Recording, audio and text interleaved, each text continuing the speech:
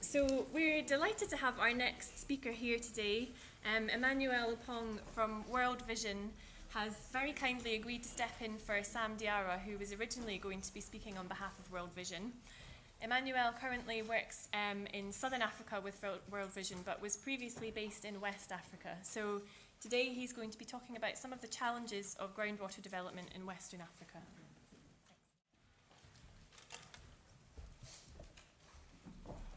Thank you very much, and thank you for inviting World Vision to share some of the practical experiences we have gleaned over the years as we work in the field of water supply, sanitation, and hygiene. Let me also put a disclaimer. I'm not a hydrogeologist, but I was fortunate enough growing up in a small village in Ghana where there was no clean water supply, and so part of our job was to go right into the villages and look for water we saw water coming from small rocks from the ground. I didn't know whether it was spring or we're growing up kids, so we got water from rocks. And so I got interested while I was growing to become a hydrogeologist. Unfortunately, my brains could not help me, so I didn't qualify to become a hydrogeologist.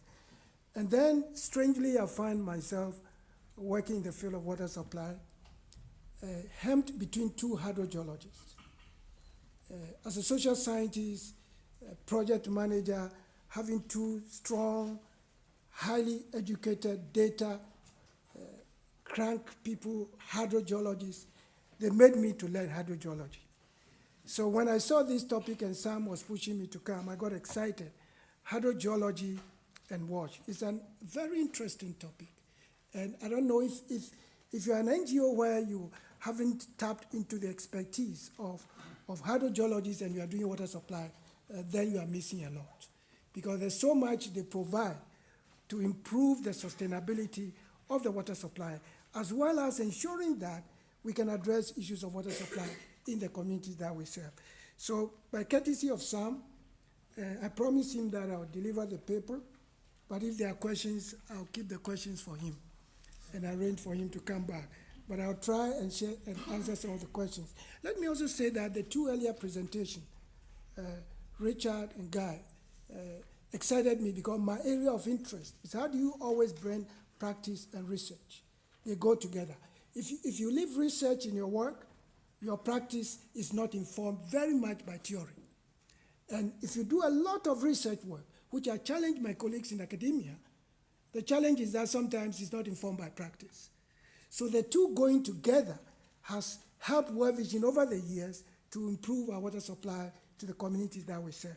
So based on that, let me respond to practicalities of developing groundwater resources in West Africa, the experience from Ghana. The outline, a bit of West Africa, which many of you know the importance of groundwater, and then World Vision's experience.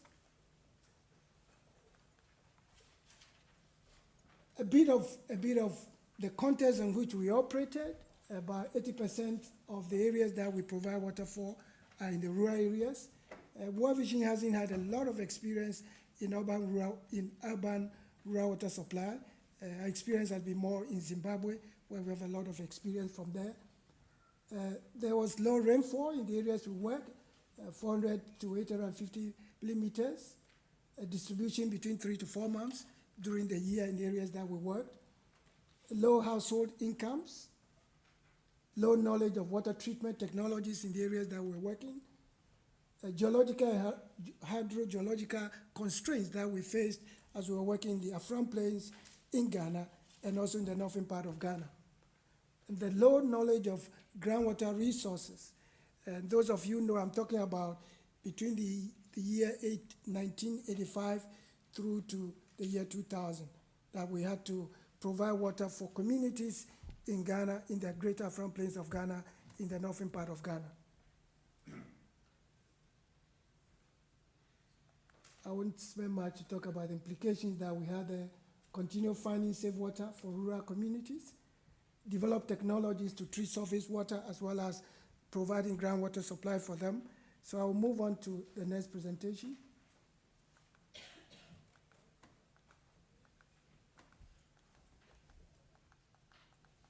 You must know that this was prepared by hydrogeology, so they like a lot of data. It's a social scientist. So a bit of background to the areas that we work, surface water and the importance of surface water and the challenges that we have with surface water. Groundwater, the availability in most of the places that we work we had to use groundwater because there wasn't enough of surface water. Those of you who know there are front plains in Ghana and northern part of Ghana, surface water is not very common. So we focus more on groundwater exploration. Hardly accessible by traditional techniques because you have to go a little more deeper than the surface level where you can get water. Low cost mobilization, transportation, moving to some of these rural communities are quite a bit expensive. And we needed donor support like DFID, like Hilton Foundation. I'll talk a bit about that later. Few treatments when we started working in the Greater Front Plains. If you encountered challenges with the geological formation of the water in terms of arsenic, iron, how did you address that? And if you have high concentration of salt in it, what did you do? Multiple use of water, we also focus, because we're working in rural communities, we focus on making sure that the water we provide through groundwater could have multiple uses. Most of these families have goats, sheep, want to have gardens around.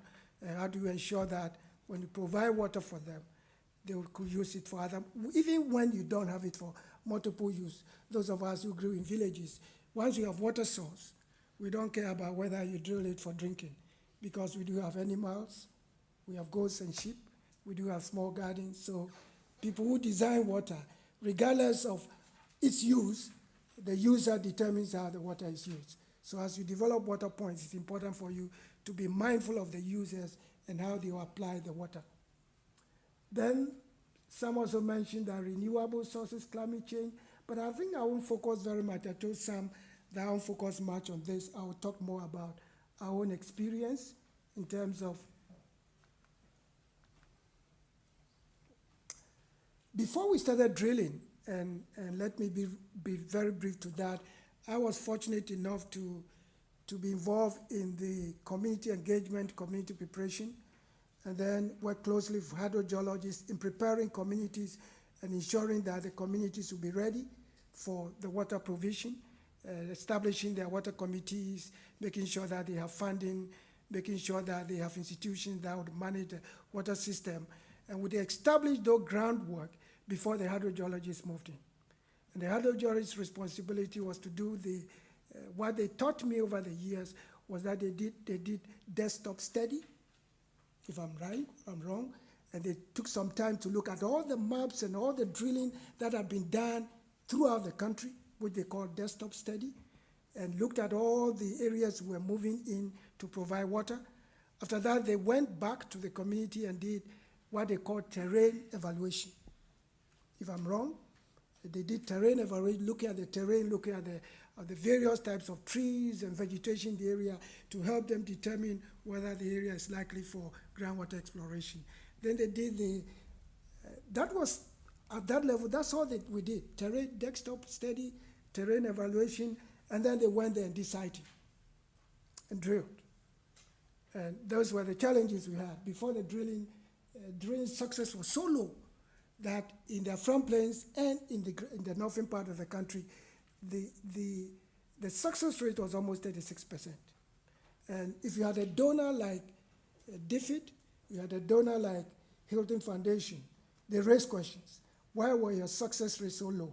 Because when your success rate is so low, the cost of production becomes very high.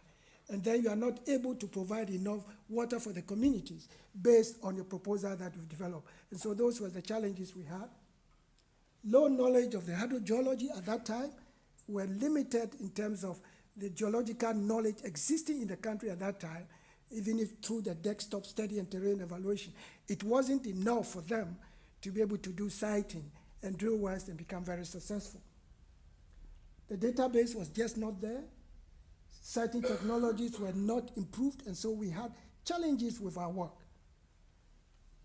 And then we began to quickly look for assistance because the donor raised questions. Fortunately, at that time, we had opportunity with Desert Research Institute, which is in Nevada in the US, a research institution.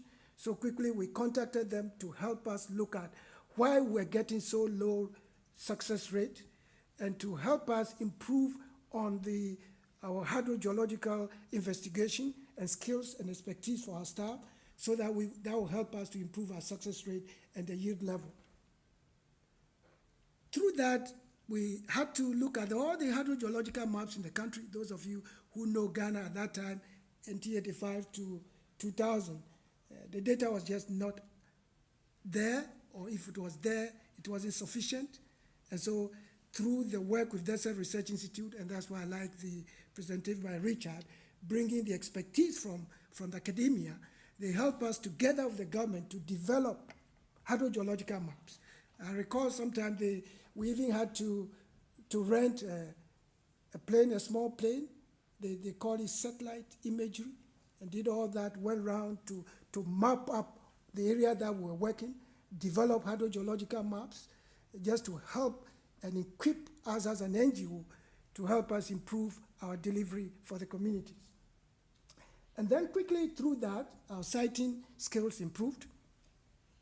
Drilling success became very significant. And that is where I learned a lot that you can't do water supply when you leave hydrogeologists out.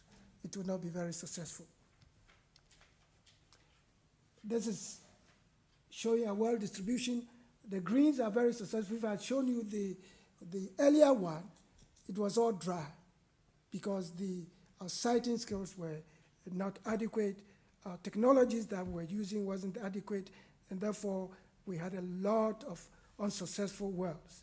And as a result, the community started complaining. If you drill a dry well, communities don't get happy because they need successful well. And as a result of that, we were able to develop these maps, and currently we have moved further on to GIS. So now we have all the data in terms of all the areas that we work, we provide water for. We have GIS maps showing all the distribution of all the wells in terms of where they are successful dry wells, and these have been fed into the government database. So if you move into Ghana, this database is also available within the country. This is the front plains part of the country. This is where we focused on doing the drilling. And again, just capturing again the northern part, the success rate also moved to 78%. My own experience when we moved to the northern part of the country, drillers, private drillers did not want to go there because the information was not there, drilling was difficult, success rate was very poor, and as a result of generating the data, we made it available to private drillers, private companies, as well as the other NGOs in the area. And currently you have more people drilling in the northern part of the country because of the work that was done through the research work we did with the Desert Research Institute.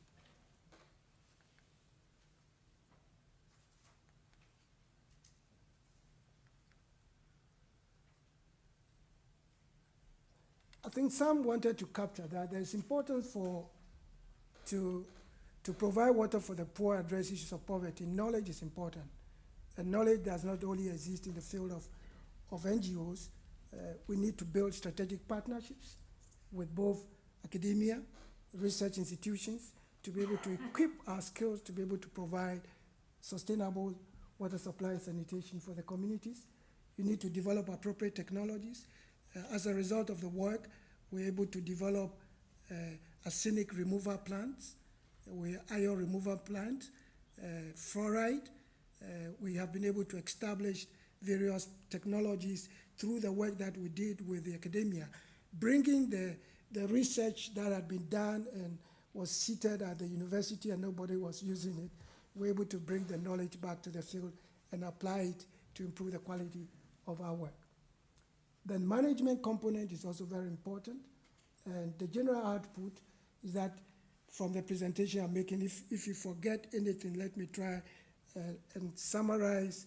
I told some that I'll combine both the social science and the technical piece together. So I did a bit of summary here. Through academic partnership and research institution, we're able to improve our hydrogeological knowledge and expertise in providing water and improve our ability to provide water for the communities. It improved our well siting.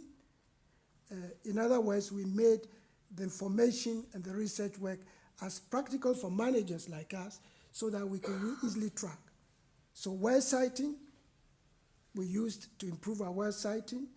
We use it to improve our water quality analysis, coupled with meteorological studies revealed aquifers were improved, and we're able to identify contaminants that we needed to isolate and treat them out of the water so that the communities can use the water. Lessons learned, if I want to summarize it, is that hydrogeology information has a great impact on water supply and sanitation. And without hydrogeological information, NGOs' ability to provide water and sustainable water might be limited. Strategic partnerships are essential in helping to bring existing knowledge from both academia and research institutions to help improve the quality of our work as NGOs in our delivery for the communities. Equipping and strengthening staff capacity to be able to deliver, because the skills were just not there. And bringing the Desert Research Institute, most of our staff had opportunity for their skills in siting, their skills in terrain evaluation, in siting, got improved. We also had ability to improve our technologies, various water quality improvement technologies like arsenic and iron removal. We had ability to work with academic institutions to establish various plans. Currently, we have almost about 57 arsenic removal plans that have been established across removing areas where arsenic was identified with proportions beyond the approved World Health Organization standards and government standards.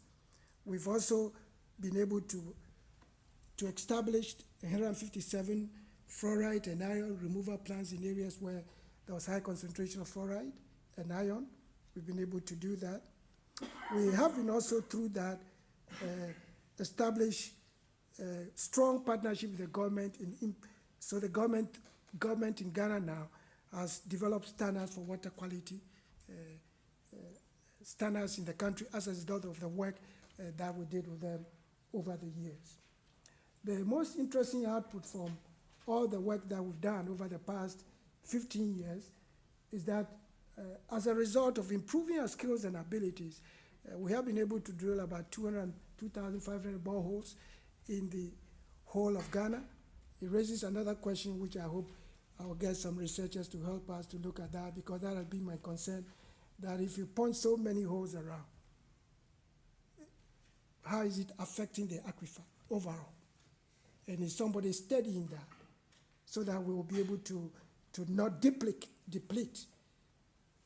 the underground water system if you put in 2,500? And it might be an area of study that we might need to work with either hydrogeologists, academic institutions, to start looking at their front plains and looking at the northern part of the country where we've drilled, and to do proper monitoring on that area.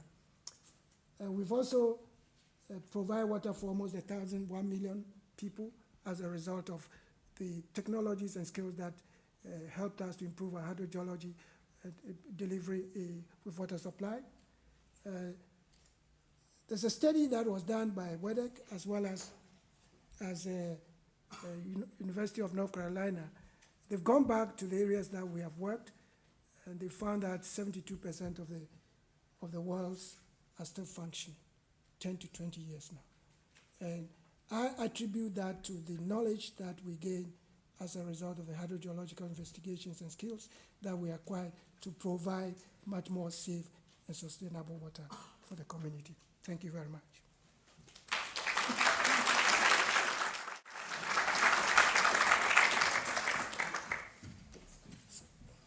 Thank you for that, Emmanuel. as a really nice example of the importance of hydrogeology for sustainable groundwater development. So we have time for a couple of questions, if anybody would like to ask Emmanuel anything.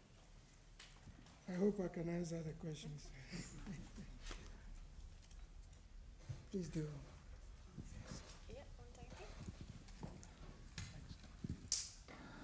Good morning, Ruti Liu, Environment Agency. I think from this morning's sessions, there is a fairly consistent theme building now, especially in terms of the partnerships between the academia, the public sector, water resource managers, and the service sector. In your talk, you also emphasized the importance of the partnerships between the three camps. So for your university studies and the research carried out for your project, how much of that have been done by Ghanaian universities or local experts? And what are some of the practical ways that you think can improve the local knowledge base and technical know-how, so that probably one day the groundwater science can flourish in Ghana as well as the rest of West Africa? Thank you very much. The Desert Research Institute, one of the requirements for partnership with us was to have local university partnerships. So we established partnership with University of Ghana, University of Cape Coast, University of Science and Technology.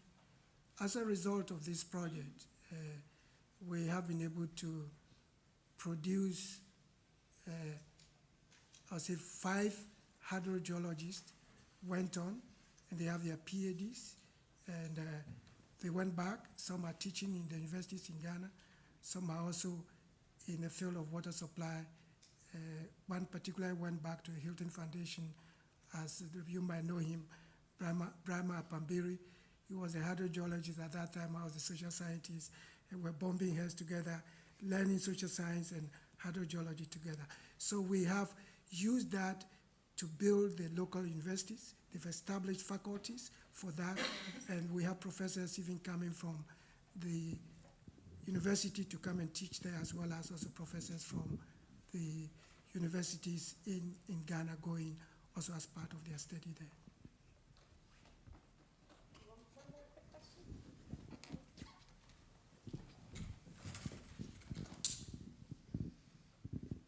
Thank you. Alison Wedgwood from Africa Water Enterprises. Thank you for that talk. Really, really interesting. In particular, I think it's very impressive that, after 10 to 20 years, Ghana's doing really well, that you've managed to get 72% of the wells functioning. So the question is, I've just been reading a sort of thread on the RWSN network about the problems with riser mains, and should we use steel, should we use plastic, iron, problems with poor quality water, and all these hand pump failures. And the normal story across many parts of Africa is, after 1 or 2 years, 30 to 50% failure. So it's incredibly impressive. Just wondering if you give us a few tips. What's the magic secret? Has the government got policies in particular on certain types of hand pump or materials that are used, any standardization? And what's the magic secret so that we can share that across our networks? Thank you very much. I think what we established right from the beginning, and that was something I was very passionate about, that if you don't establish a community state of preparedness to accept, use, and manage a water supply system, don't go and put in a water system. It's very important. Sometimes we run away from that. So, but once you establish the value they place on water right from the beginning, and you look at the various elements of sustainability, and I think Guy mentioned that, what are the environmental implications? I didn't mention about the environment, but we also had partnership with Cornell International Institute for Food and Agriculture, who helped us to start looking at the issues of the environment. If people are within the environment, you provide water within the environment, you create population stability within the environment. They need to depend on the environment for the economic livelihood. How do they manage the environment in such a way that it does not affect the underground water system? So we looked at environmental component of it. We look at the various institutions that are important. The study which was done by WEDEC and UNC found out that communities that have existing institutions, like water committees that were operating, communities that had established a financial management system that were available, they will look for the pass, wherever the pass were available, they will go and buy. The other piece was, which we weren't very strong in, is the private sector, but because we established large number of water points, like 2,500, then it motivates the private sector to establish spare parts there. But if you have 20 wells, 30 wells here, the motivation for the private sector is not. So I think that those were some of the factors that have contributed to ensuring that 72% of the water systems are still functioning today.